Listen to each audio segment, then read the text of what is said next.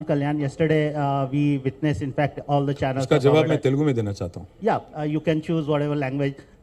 But I just wanted to understand, Pawan Kalyan, in fact, specifically names BRS. He says that BRS has changed its name from TRS. They have constituted party unit in Andhra Pradesh. While they have constituted party unit in Andhra Pradesh, now they are opposing Janasena activities in Telangana. Where did we oppose it? Where did we oppose it? That's what Pawan Kalyan says. It has. He didn't say it, by the way. Don't put words in his mouth. No, he didn't say it. He has mentioned BRS. He has not mentioned BRS at all. He did not say it. Let me answer your question first. Yeah. Let me answer this question first. See, తెలుగులో చెప్తాను, మీకు కూడా కొద్దిగా తెలుగు వస్తుంది కాబట్టి. See, ఈ దేశంలో ఏ నాయకుడైనా ఏ నాయకురాలైనా ఒక పార్టీ పెట్టవచ్చు. పార్టీ పెట్టి ఎక్కడైనా పోటీ చేయవచ్చు. ఏ ప్రాంతంలో అయినా ఏ రాష్ట్రంలో అయినా నిరభ్యంతరంగా పోటీ చేయొచ్చు. ప్రజాస్వామ్య భారతదేశంలో అది అందరికీ ఉన్న హక్కు, రాజ్యాంగం ఇచ్చిన హక్కు, బాబాసాహెబ్ అంబేద్కర్ ఇచ్చిన హక్కు, అందులో ఏం అనుమానం అక్కర్లేదు.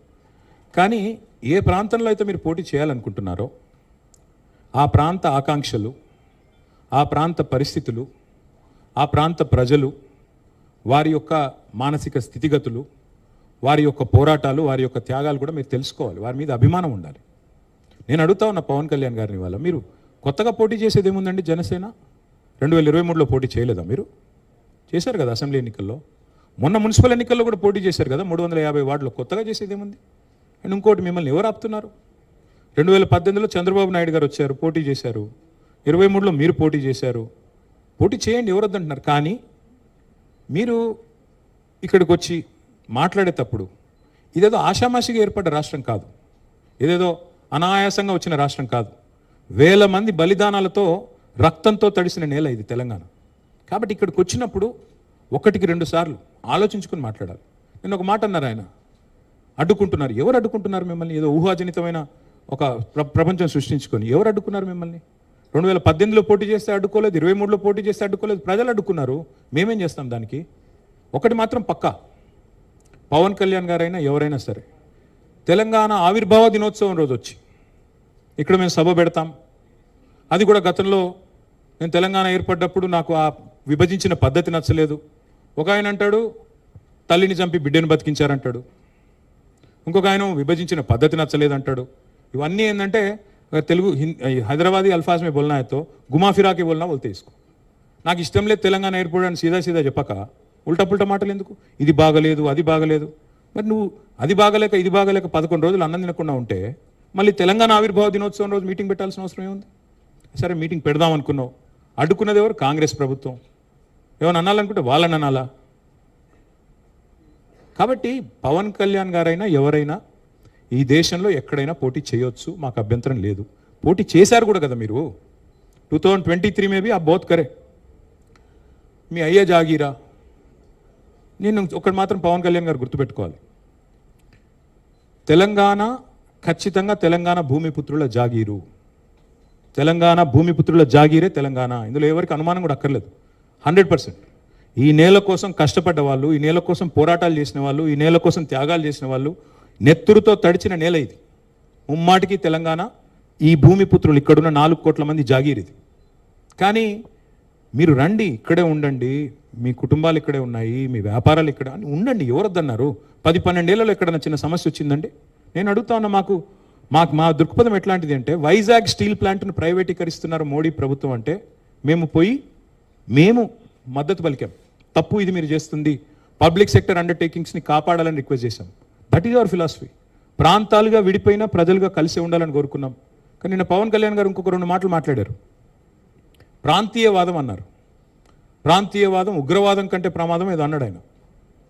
నేను వారికి గుర్తు చేస్తా ఉన్నా, ప్రాంతీయవాదం అంటే మరి పొట్టి శ్రీరాములు గారు 58 రోజుల పాటు ఆత్మ బలిదానం చేసుకున్నారే, పోరాటం చేసి మద్రాస్ ప్రెసిడెన్సీ నుంచి వేర్పడి తెలుగు రాష్ట్రం కావాలి, లింగ్విస్టిక్ బేసిస్గా రాష్ట్రాలు ఏర్పడాలి అనే ఒక ఆకాంక్షతో వారు ఏదైతే పోరాటం చేశారో, లింగ్విస్టిక్ బేసిస్కి వారికి సంబంధం లేదు, మద్రాస్ నుంచి ఆంధ్ర రాష్ట్రం వేరుపడాలని పొట్టి శ్రీరాములు గారు 58 రోజులు నిరాహారదీక్ష చేశారు. అది కూడా ప్రాంతీయవాదం అంటారా? ప్రాంతీయవాదం అంటే నేను ఇంకో ప్రశ్న అడుగుతా ఉన్నా పవన్ కళ్యాణ్ గారిని. మోడీ గారు ఇవాళ ఆయన ప్రాంతం మీద అభిమానంతో, ప్రాంతీయవాదంతో తెలంగాణకు వచ్చిన ఇండస్ట్రీలను కొట్టుకొని పోతా ఉన్నాడు. కేన్స్ అనే పరిశ్రమ ఇక్కడ పెట్టాల్సి ఉంటే ఇక్కడ ఒప్పందం కుదుర్చుకుంటే మా హయాంలో, మా గవర్నమెంట్లో దాన్ని తీసుకుపోయి గుజరాత్లో పెట్టించారు. మైక్రాన్ అనే సంస్థ ఇక్కడ పెట్టాల్సి ఉంటే, పెట్టుబడి పెట్టేది ఉంటే దాన్ని తీసుకుపోయి గుజరాత్లో పెట్టుకున్నారు.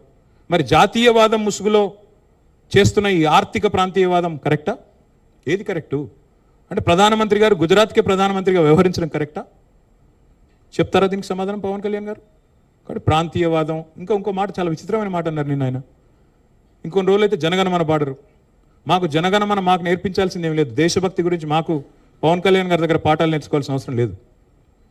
ఈ నేల ఆనాడు నిజాం సర్కార్కు వ్యతిరేకంగా పోరాటం చేసిన నేల, కమ్యూనిస్టులు కదం దొక్కిన నేల ఇది. కాబట్టి మాకు పోరాటాలు కొత్త కాదు, మాకు యుద్ధాలు కొత్త కాదు, త్యాగాలు కొత్త కాదు.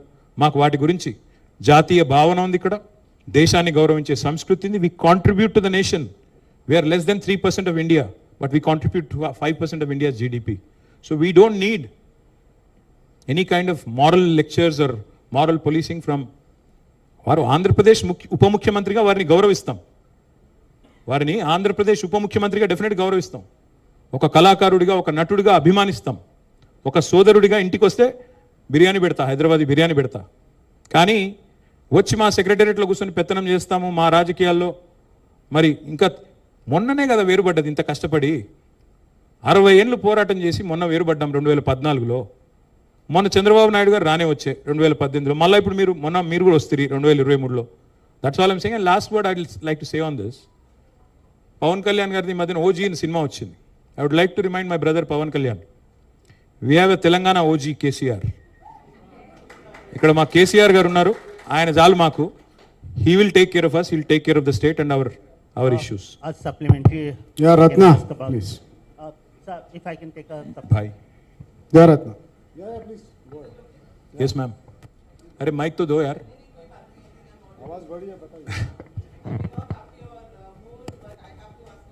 नहीं प्लीज बोलिए. You almost said the Ramayana and Ram and Sita, but the charge from BRS, I'm sorry, from the Congress is that the BRS has left the state high and dry completely, that they have to pay 95,000 crores. I'm saying this question to your answer, to your statement yesterday saying that the Congress has undone what BRS has done. And another question is, Kishan Reddy made an allegation saying that the BRS fooled the people by promising Bangaru Telangana, but all they did was a Bangaru family. Could you please throw some light? Ma'am, unfortunately, Mr. Kishan Reddy doesn't have a problem when he has to work with Chandrababu Naidu ji, whose son is a minister, whose brother-in-law is an MLA.